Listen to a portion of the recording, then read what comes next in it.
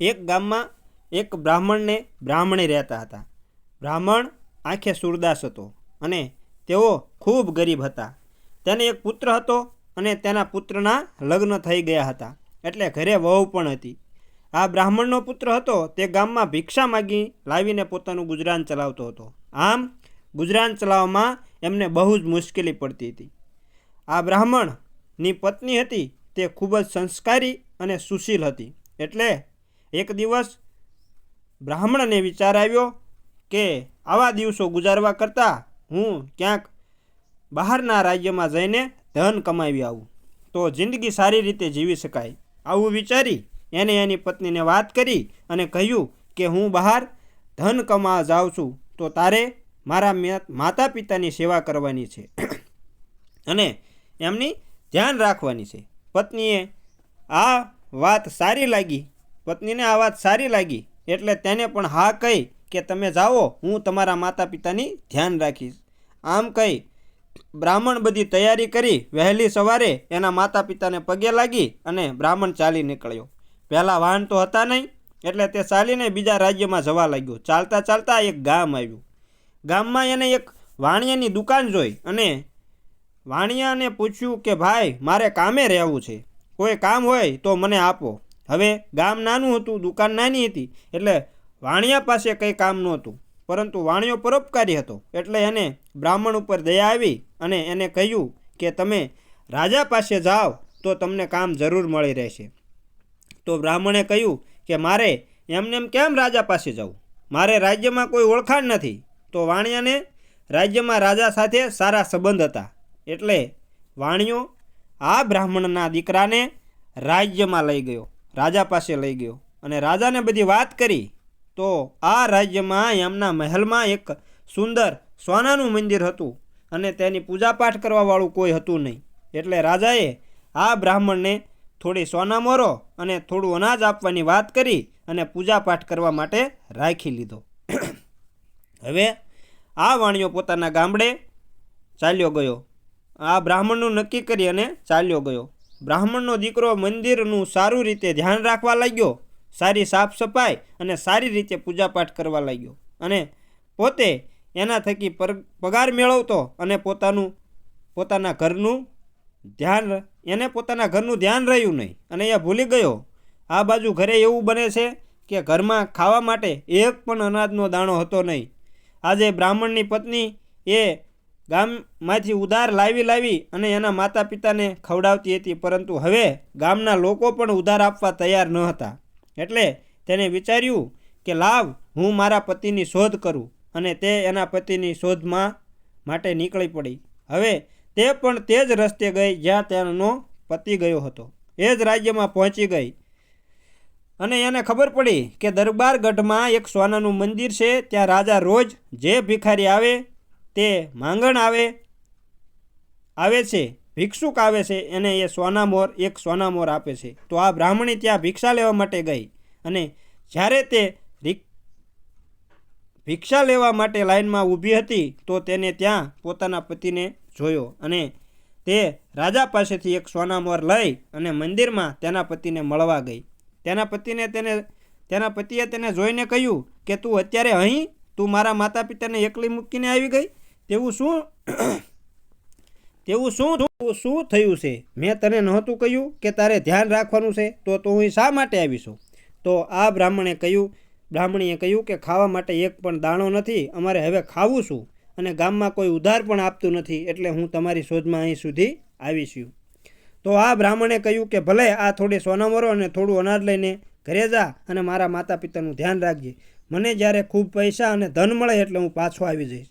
બ્રાહ્મણીએ કહ્યું આટલું ધન તો થોડા દિવસોમાં ખૂટી જશે, તો હું શું કરીશ? એટલે બ્રાહ્મણે એક કાગળ લખીને આપ્યો કે તું આ કાગળ લઈને રાજા પાસે જઈશ એટલે રાજા તને આના બદલામાં ઘણી સોનામોરો આપશે. હવે બ્રાહ્મણે તે કાગળમાં 4 સલાહ લખી હતી. પહેલી સલાહ હતી કે કોઈ પણ અજાણી જગ્યામાં જઈએ તો ખૂબ ધ્યાન રાખવું અને સતર્ક રહેવું, જેથી કોઈ મુશ્કેલી ન આવે, નહીંતર મુશ્કેલીમાં આપણે ફસાઈ જઈએ. બીજી સલાહ એ લખેલી હતી કે ખરાબ સમયમાં પોતાના ભાઈબંધની પરીક્ષા કરવી.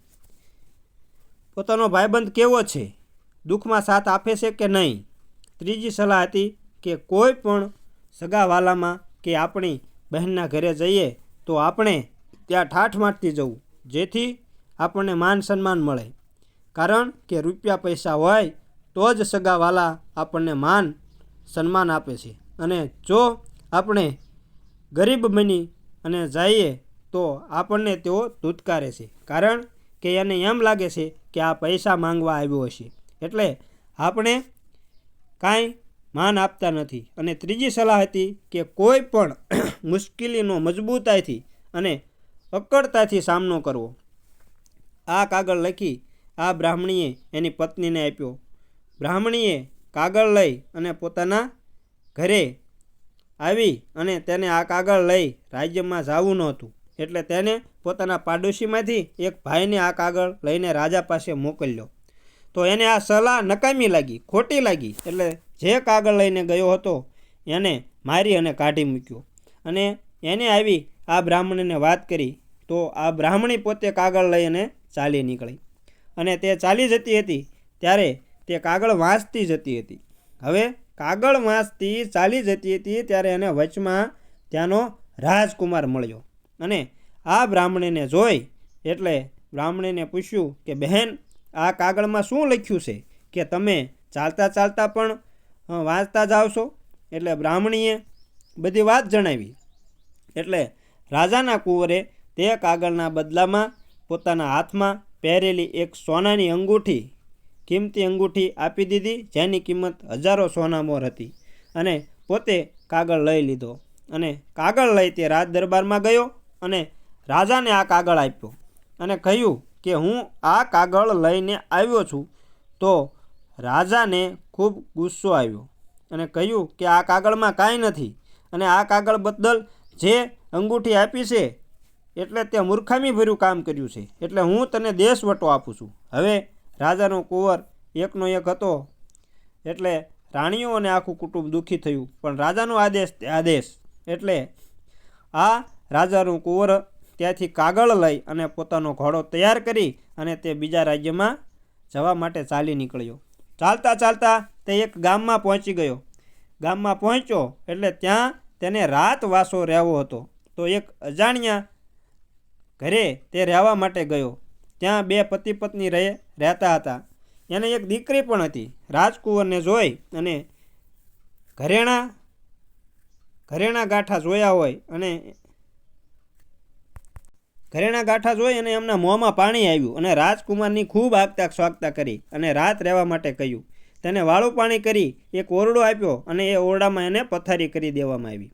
હવે આ રાજકુમાર સૂતો હતો ત્યારે એને પહેલાં બ્રાહ્મણની શીખ યાદ આવી કે અજાણી જગ્યાએ જાય તો ત્યાં ચેતીને રહેવું, સતર્ક રહેવું. એટલે તે જાગતો સૂતો હતો. અડધી રાત થઈ એટલે ત્યાં એક સ્ત્રી ત્યાંના ઓરડામાં આવી. એના હાથમાં તલવાર હતી અને જ્યાં તલવારનો ઘા કરવા જાય ત્યાં રાજકુંવરે એને પકડી લીધી.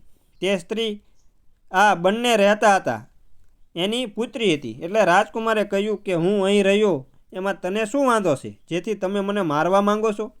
ક્યાંક પહેલાં પોપટની જેમ ન થાય કે જેને માર્યા પછી પસ્તાવો થાય.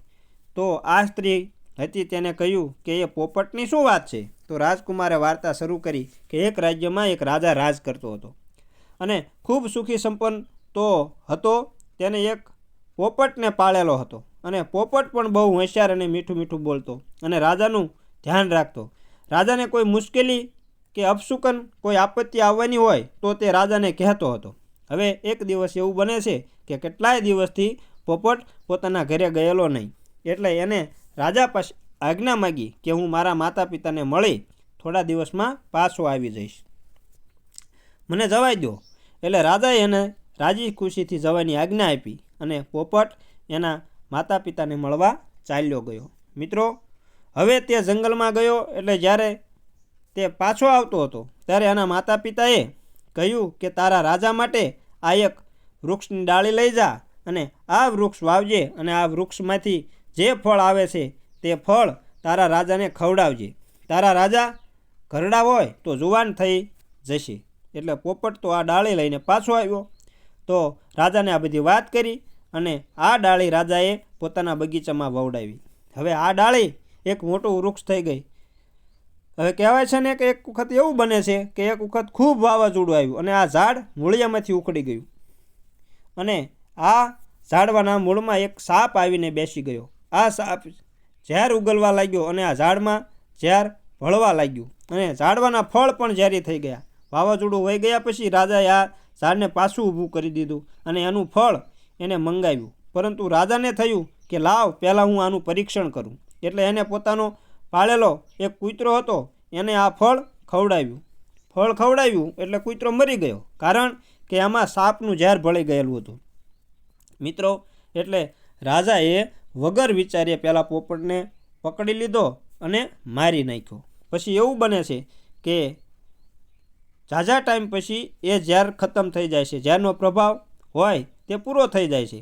તે વખતે ત્યાં એક વૃદ્ધ માણસ નીકળે છે અને એને ખૂબ ભૂખ લાગી હોય છે, તેથી આ ઝાડનું ફળ તે ખાઈ લે છે અને તે માણસ જુવાન થઈ જાય છે. હવે આ વાતની ખબર આ રાજાને પડી એટલે રાજાએ પણ તે ઝાડવાનું ફળ મંગાવ્યું અને પોતાનો જે મંત્રી હતો, જે વૃદ્ધ થઈ ગયેલો હતો, એને ખવડાવ્યું એટલે મંત્રી પણ જુવાન થઈ ગયો. એટલે રાજાને પોતાની ભૂલ સમજાય અને રાજાએ પણ પોતે ફળ ખાધું અને તે પણ જુવાન થઈ ગયો અને પછી એને પોતાની ભૂલ સમજાય કે મેં પોપટને વગર વિચારીએ મારી નાખ્યો, એટલે આવું ન બને. એમ જ્યારે વાતો કરતા હતા ત્યાં સવાર પડી ગયું અને પહેલી સ્ત્રી હતી તે એના ઓરડામાંથી ચાલી ગઈ. હવે રાજકુમાર અહીંથી ચાલી નીકળવાની તૈયારી કરી રહ્યો હતો, પરંતુ આજે સ્ત્રીના મા બાપ હતા, એને ખૂબ આગ્રહ કરી અને સમ દઈને એક રાત રોકાવા માટે કહ્યું. તો રાજકુમાર ત્યાં ફરી રાત રોકાઈ ગયો. રાત પડી એટલે પાછી પહેલી સ્ત્રી તલવાર લઈને આ રાજકુમારને મારવા માટે આવી. હવે રાજકુમાર તો સતર્ક હતો, જાગતો હતો, કારણ કે એને બ્રાહ્મણની શીખ યાદ હતી. એટલે પાછી તેને તલવારને પકડી લીધી અને કહ્યું કે તું આવું શા માટે કરે છે? આવું કરતાં પહેલાં વિચાર કરવો પડે. ક્યાંક પહેલાં કૂતરાની જેમ ન થાય કે મારી નાખ્યા પછી પસ્તાવો થાય. તો વળી પાછી આ સ્ત્રી કહેવા લાગી કે વળી આ કૂતરાની શું વાત છે? તો રાજકુમાર આ કૂતરાની વાત કરવા લાગ્યો કે એક ગામમાં એક ગરીબ માણસ રહેતો હતો. તેની પાસે એક વફાદાર કૂતરો હતો અને એ એવો વફાદાર હતો કે એ પોતાના માલિકનું બહુ સારી રીતે ધ્યાન રાખતો. હવે આની પાસે પૈસા હતા નહીં આ ગરીબ માણસ પાસે, એટલે એને ગામના એક શેઠને ત્યાં આ કૂતરાને અમુક દિવસો માટે ગીરવે મૂકી દીધો અને એની ઉપર 5,000 રૂપિયા લીધા અને એને કહ્યું કે હું જ્યારે તમને 5,000 રૂપિયા આપું ત્યારે મને આ કૂતરો પાછો આપી દેજો. અને આ કૂતરાને સમજાવી પટાવી અને આ શેઠ સાથે મોકલી દીધો. કૂતરો શેઠના ઘરે રહેવા લાગ્યો, ચોકી પહેરો કરવા લાગ્યો અને શેઠ પણ કૂતરાને સારી રીતે બહુ જ સાચવતા અને સારી રીતે રાખતા, કારણ કે કૂતરો બહુ સમજુ હતો. હવે એક વખત એવું બને છે કે ચોર લોકો પાછળના ભાગેથી શેઠના ઘરે બાંકોરું પાડે અને બધું ધન માલ ચોરી ગયા. હવે કૂતરાને આહટ આવી એટલે કૂતરો જાગી ગયો અને તે બધું જોવા લાગ્યો, પરંતુ તેણે ભસવાનું ચાલુ કર્યું નહીં, કારણ કે ચોરો પાસે હથિયાર હતા. જો તે ભસે તો ચોર લોકો એને મારી નાખે. એટલે એણે પોતાની હોશિયારી દાખવી અને સાનું માનું બધું જોઈ રાખ્યું. ચોર લોકો બધો માલ સામાન લઈ અને જંગલમાં ચાલી નીકળ્યા. કૂતરો પણ એની પાછળ ચાલી નીકળ્યો. ચાલતા ચાલતા એક મોટું વડ વૃક્ષ હતું, એની નીચે આ ચોરોએ બધો માલ ખાડો કરી અને દાટી દીધો. આ બધું કૂતરાએ જોયું અને કૂતરો ઘરે પાછો આવી ગયો. સવારે શેઠ જાગી ગયા તો શેઠને ખબર પડી કે તેમના ઘરે ચોરી થઈ ગઈ છે. એટલે તેઓ ખૂબ રડવા લાગ્યા અને આક્રંદ કરવા લાગ્યા. આ કૂતરો આ જોઈ અને કૂતરાને શેઠની ધોતી પકડી અને શેઠને ખેંચવા લાગ્યો કે કૂતરો કંઈક કહેવા માગે છે. એટલે કૂતરો એમને જે બાજુએ ધન દાટેલું હતું ત્યાં શેઠને લઈ ગયો અને શેઠને ઈશારો કરવા લાગ્યો. એટલે શેઠ સમજી ગયા કે આ કૂતરો અહીં ખોદવાનું કહે છે અને જ્યાં તેમણે ખાડો ખોદ્યો તો ત્યાં બધું ધન હતું. શેઠે બધું ધન લઈ લીધું અને એણે પોતાના ઘરે પાછા આવી ગયા. કૂતરાએ આ રીતે શેઠનું બધું ધન બચાવી લીધું અને શેઠ બચી ગયા. શેઠને બચાવી લીધા એટલે શેઠને દયા આવી કે આજે કૂતરાનો માલિક છે એને કૂતરો પાછો આપી દેવો જોઈએ. એટલે શેઠે એક ચિઠ્ઠી બનાવી અને ચિઠ્ઠીમાં લખ્યું કે તમારા કૂતરાના હિસાબે હું આજે પાયમાલ થતો બચી ગયો છું, બરબાદ થતો બચી ગયો છું, એટલે આ તમારા 5,000 રૂપિયા તમને માફ કરું છું અને આ કૂતરો હવે તમને રહેશે, એવું લખી અને ચિઠ્ઠી કૂતરાના કાને બાંધી દીધી. હવે કૂતરો તો દોડતો એના માલિક પાસે આવ્યો અને માલિકને મળવાની ખૂબ તાલાવેલી હતી અને તે ખૂબ આનંદમાં આવી ગયો હતો. પરંતુ એના માલિકે કૂતરાને આવતો જોઈ અને એને લાગ્યું કે આ કૂતરો બેવફા નીકળ્યો છે, તે શેઠના ઘરેથી ભાગીને આવ્યો છે, એટલે શેઠ અહીં આવશે તો 5,000 રૂપિયા માગશે, એટલે લાવને હું આ કૂતરાને મારી નાખું. એટલે કૂતરો ત્યાં જેવો પહોંચ્યો કે એના માલિકે કાંઈ પણ વિચાર્યા વગર કૂતરાના માથામાં એક લાકડી માતરી અને કૂતરો ચક્કર ખાઈને પડી ગયો અને મરી ગયો. હવે પડી ગયો એવો તેના કાનેથી પહેલી ચિઠ્ઠી પડી. એટલે એના માલિકે આ ચિઠ્ઠી વાંચી તો એના લખેલું હતું કે તમારા કૂતરાની ઈમાનદારી અને વફાદારીને લીધે હું આજે પાયમાલ થતો બચી ગયો છું, એટલે હું તમારા 5,000 રૂપિયા માફ કરું છું અને આ કૂતરાને પણ તમને સોંપું છું. જ્યારે આવું વાંચ્યું ત્યારે તે ખૂબ રડી પડ્યો અને ખૂબ પસ્તાવો થવા લાગ્યો કે મેં આ શું કરી નાખ્યું, પણ હવે શું થાય. આ રીતે વાર્તા પૂરી કરી ત્યાં સવાર પડી ગયું. એટલે આવું ન બને તે માટે તમે શા માટે મારવા માગો છો એ મને કહો. ત્યારે સ્ત્રીએ કહ્યું કે મારા મા બાપ અને અમે બધા ઠગ પરિવાર છીએ, એટલે અમે માણસોને લૂંટીએ છીએ. હવે જો હું તમને નહીં મારું તો મારા માતા પિતા મને મારી નાખશે, માટે મને તમે સાથે લઈને અત્યારે નીકળી જાઓ તો આપણે બચી શકીશું. એટલી વાત સાંભળી સાચી લાગી એટલે તે સ્ત્રીને લઈ અને આ રાજકુમાર ત્યાંથી પોતાના ઘોડા ઉપર ચાલી નીકળ્યો. ચાલતા તેને બ્રાહ્મણની બીજી શીખ યાદ આવી કે ખરાબ સમયમાં પોતાના મિત્રની પરીક્ષા કરવી. એટલે તે પોતાના મિત્રના ઘરે ગયો એટલે એના મિત્રએ એની ખૂબ આગતા સ્વાગતા કરી અને હાલચાલ પૂછ્યા અને એના મિત્રને પોતાને ઘરે રાખ્યો. હવે મિત્રની આવી પરિસ્થિતિ જોઈ અને તેણે રાજકુમારને એના ઘરે 6 મહિના સુધી રાખ્યો, ખાવા પીવાનું અને એના માન સન્માન આપ્યા. એટલે રાજકુમારને લાગ્યું કે ના, મિત્ર તો બહુ સારો છે, પરંતુ હવે અહીં ક્યાં સુધી રહેવું. એટલે એના મિત્રને પુત્ર હતો, એના પુત્રની સાથે જે પેલી ઠગની સ્ત્રીને લઈને આવ્યો હતો તેને પરણાવી દીધી અને પોતે ત્યાંથી રજા લઈ અને ચાલી નીકળ્યો. મિત્રએ ઘણી તાણ કરી. મિત્રએ ઘણું રોકાવા માટે કહ્યું, પરંતુ રાજકુમાર રોકાયો નહીં. થોડા ઘણા પૈસા અને માલ સામાન આપ્યો અને ત્યાંથી તે ચાલી નીકળ્યો. હવે વારો હતો ત્રીજી સલાહ બ્રાહ્મણની. એમાં લખેલું હતું કે આપણે આપણા બહેનના એટલે કે બહેનોના ઘરે જઈએ ત્યારે પૂરા ઠાઠમાઠથી શાન શોકતથી જાય તો ત્યાં આપણી આગતા સ્વાગતા થાય છે, અને જો ગરીબ બનીને જઈએ તો આપણને તે ધૂતકારે છે અને એ આપણું અપમાન કરે છે. તો આજે રાજકુમાર હતો તે એના બહેનના ઘરે એક સાધુના વેશ ધરીને ગયો, જ્યાં તેનું રાજ હતું. રાજ દરબારના બહારના ભાગે એક વડલો હતો. વડલા નીચે સાધુ બનીને બેસી ગયો અને તપસ્યા કરતો હોય ઢોંગ કરવા લાગ્યો. આ જે રાજકુમારની બેન હતી તેને પેટમાં દુખાવો થયો હતો અને ખૂબ દુખાવો ઘણા વૈદ્યોને દેખાડવા છતાં મટતો નહોતો. એમણે ઘણી દવા કરાવી પરંતુ સારું થતું ન હતું. એટલે તેમને ખબર પડી કે કોઈ સાધુ રાજ્યમાં આવ્યો છે અને તેઓ સારું એવું વૈદ્યપણું જાણે છે. એટલે રાજાએ કહ્યું કે સાધુને અહીં બોલાવી લાવો. સિપાહીઓને કહ્યું. એટલે સૈનિકો ગયા પરંતુ સાધુએ કહ્યું, જો તમારે જરૂર હોય તો અને તમે અને તમારી રાણી બંને અહીં આવો. એટલે કે એની બહેન રાણી બંને સાધુ પાસે આવ્યા અને એની બહેન સાધુને એટલે કે એના ભાઈને દંડવત પ્રણામ કરવા લાગી. રાણી એટલે કે સૂઈને પ્રણામ કરવા લાગી. એટલે આ સાધુએ એની બહેનને માથે હાથ મૂક્યો અને કહ્યું કે જા, તને સારું થઈ જશે. પછી એના બહેન અને બંને પોતાના રાજ્યમાં ચાલ્યા ગયા. હવે રાજા ગયા એટલે ખબર પડી કે આ જે રાણી હતી એની બહેન હતી તેનો હાર ગુમ થઈ ગયો હતો અને બધા ગોતવા લાગ્યા. તો ત્યાં તેની બહેનને દંડવત પ્રણામ કર્યા હતા, ત્યાં તેમનો હાર પડેલો મળ્યો. એટલે રાજાએ એટલે કે એના બનેવીએ એને ફાંસીએ ચડાવવા દેવાની સજા આપી દીધી. હવે રાજકુમારને ખૂબ પસ્તાવો થવા લાગ્યો, પરંતુ તેણે જે જલ્લાદ હતો એને થોડી ઘણી સોનામોર આપી અને ત્યાંથી ભાગી નીકળ્યો. રાજકુમાર ફરતો એક બીજા રાજ્યમાં પહોંચ્યો.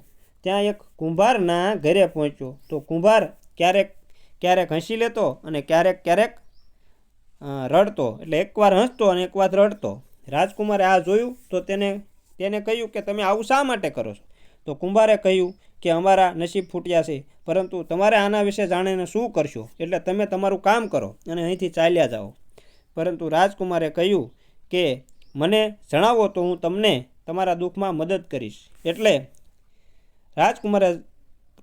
કુંભારે જણાવ્યું કે અહીંની રાજકુમારી છે એના લગ્ન રાજાએ કેટલી વખત કર્યા છે, પરંતુ જે એની સાથે લગ્ન કરે તે જ રાતે તેનું મૃત્યુ થઈ જાય છે. એટલે તેની સાથે કોઈ લગ્ન કરવા માટે તૈયાર નથી. એટલે રાજાએ મારા દીકરાને એની સાથે લગ્ન કરવાનું કહ્યું છે. એટલે મને એ વિચાર આવે છે કે અમારા જેવા ગરીબ માણસના દીકરાના લગ્ન રાજકુમારી સાથે થવાના છે, અને એ વિચારી મને હસવું આવે છે. પરંતુ એની સાથે જ જ્યારે એની સુહાગરાતને દિવસે એનું મૃત્યુ થવાનું છે એ જાણી મને રડવું આવે છે. એ માટે હું એક વખત હસું છું અને એક વખત રડી લઉં છું. એટલે રાજકુમારે કહ્યું કે આજે તમારે તમારા દીકરાને લગ્ન માટે તૈયાર નથી કરવાનો, એની જગ્યાએ એ રાજકુમારી સાથે હું લગ્ન કરીશ. અને તે જ દિવસે આ રાજકુમારના લગ્ન પેલી રાજકુમારી સાથે કરી દેવામાં આવ્યા અને થઈ ગયા. હવે ચોથી શીખનો વારો હતો કે ગમે એવી મુશ્કેલી હોય તો એનો દ્રઢતાથી સામનો કરવો અને ખૂબ જ મજબૂતાઈથી સામનો કરવો. રાજકુમાર લગ્ન કરી અને મહેલમાં પહોંચ્યો તો રાજકુમારી સૂતેલી હતી અને રાજકુમાર પણ બાજુના પલંગમાં સૂતો હતો અને તે જાગતો હતો. પોતાના હાથમાં તલવાર એને ખૂબ જ મજબૂતાઈથી પકડી હતી અને સૂતો હતો. હવે અડધીક રાત થઈ એટલે એક કાળો નાગ ઓરડામાં નીકળ્યો અને રાજકુમારને કરડવા માટે આવ્યો. તો રાજકુમાર જાગતો હતો અને એક તલવારના ઝાટકે એને આ કાળા નાગના 2 કટકા કરી નાખ્યા. મિત્રો, એ નાગ મરણ પામ્યો અને આ અવાજથી રાજકુમારી પણ જાગી ગઈ અને તે ખૂબ ખુશ થઈ ગઈ અને રાજકુમારને ભેટી પડી. રાજકુમારે કહ્યું કે આ શું બધી વાત છે? તો રાજકુમારીએ કહ્યું કે આ પાતાળ લોકનો નાગ હતો અને એ મારી સાથે ક્રીડા કરવા માટે, સંભોગ કરવા માટે થઈને કે મારી સાથે જે લગ્ન કરતા એને એ મારી નાખતો હતો અને એને ધમકી આપી હતી કે જો તું આ વાત કોઈને કહીશ તો હું તારા આખા કુટુંબને મારી નાખીશ. એ બીકથી હું કોઈને આ વાત કહેતી નહીં, વાત કરતી નહીં અને એ મારું શોષણ કરતો અને મારી સાથે જે લગ્ન કરતા એને એ મારી નાખતો હતો. તેને મારીને આજે તમે મને બચાવી લીધી છે. આ વાત પછી રાજાને ખબર પડી. એટલે રાજાએ આ રાજકુમારને પૂછ્યું કે તમે કોણ છો? એટલે રાજકુમારે કહ્યું કે હું આ દેશના રાજાનો કુંવર છું. એટલે રાજા ખુશ થઈ ગયા અને આ કુંવરને ખૂબ ધનમાલ અને હાથી ઘોડા અને રથ આપી એમને પોતાના રાજ્યમાં પાછા મોકલી દીધા. રાજકુમાર ઘેરે પહોંચ્યો એટલે રાજા પણ ખૂબ જ પસ્તાયેલા હતા અને પોતાના પુત્રને મળવા માટે અધીરા હતા. એટલે પોતાનો પુત્ર પોતાના રાજ્યમાં પાછો આવે છે એવું સાંભળી ઢોલ નગાડા સાથે એનું સ્વાગત કર્યું અને પોતાના રાજમહેલમાં લઈ આવ્યા. અને રાજાએ હવે પોતાની ગાદી આ રાજકુંવરને સંભાળવા માટે આપી દીધી. અને રાજા અને રાણી આ રાજકુંવર રાત્રે વાતો કરતા હતા. બધી જે વાત બની હતી એ બધી વાત રાજાને કરી કે આ બ્રાહ્મણે આપેલી શીખના હિસાબે આજે હું બચી ગયો છું, નહીતર હું આજે અહીં પાછો આવી શક્યો ન હોત. એટલે રાજા ખૂબ ખુશ થયા અને પેલા બ્રાહ્મણને ઘણું ધન અને માલ મિલકત આપી અને પોતાના ગામ જવા માટે એને રજા આપી અને પોતે જંગલમાં જઈ અને તપસ્યા કરવા લાગ્યા. અને આ બ્રાહ્મણનો દીકરો પણ ઘરે પહોંચ્યો તો તેની પત્ની પણ ખૂબ ખુશ થઈ ગઈ અને તેઓ ખૂબ સુખી જીવન જીવવા લાગ્યા. અને આ રીતે મિત્રો અહીં આ વાર્તા પૂરી થાય છે. તો અમારી વાર્તા જો સારી લાગી હોય તો અમારી ચેનલને લાઈક અને શેર કરજો. અને જો ચેનલ પર નવા હોય તો હું તમને એક વિનંતી કરું છું, એક અનુરોધ કરું છું કે અમારી ચેનલને સબસ્ક્રાઈબ જરૂર કરી લેજો અને સાથે સાથે કોમેન્ટમાં જય માતાજી લખવાનું ભૂલતા નહીં અને સાથે સાથે બેલ આઇકનને પણ દબાવી દેજો, જેથી કરી અમારી વાર્તાનું નોટિફિકેશન સૌથી પહેલાં તમને મળે અને તમને અમે આવી નવી અને રસપ્રદ વાર્તાઓ પીરસતા રહીએ અને સંભળાવતા રહીએ. તો મિત્રો, આ વિડીયો પૂરો જોવા બદલ તમારો ખૂબ ખૂબ આભાર. તો જય માતાજી મિત્રો.